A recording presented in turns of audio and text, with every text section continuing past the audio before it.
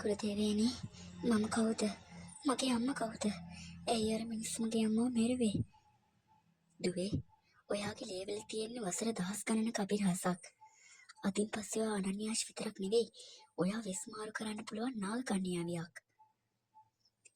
ඔයාගේ අම්මා අනන්‍යා.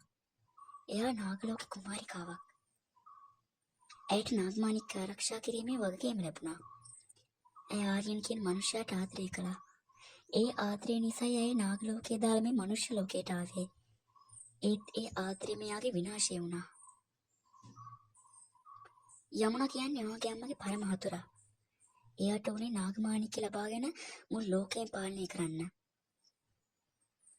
අවුරුදු 25කට කලින් එයයි මිනිමරුවෝ 6 දෙනෙකුයි එකතු වෙලා ඔයාගේ තාත්තව, ඒ කියන්නේ ආර්යයන්ව මරලා දැම්මා.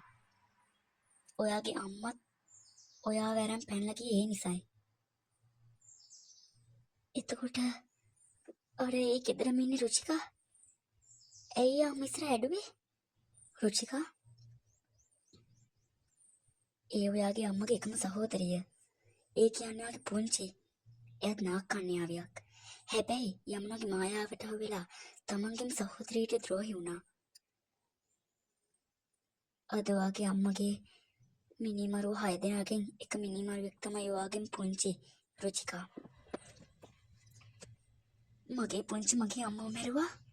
මගේ මුළු පවුලම විනාශ කළේ ඒ යමුනා. මම දෙවරනවා ගුරුජි.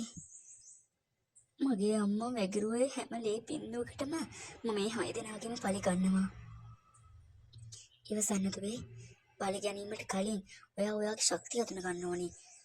අද රෑ 12ට ඔයාගේ වයස අවුරුදු 25 සම්පූර්ණ වෙනවා. එදාට ඔයා සම්පූර්ණ නාග කන්‍යාවියක් බවට පත් වෙනවා.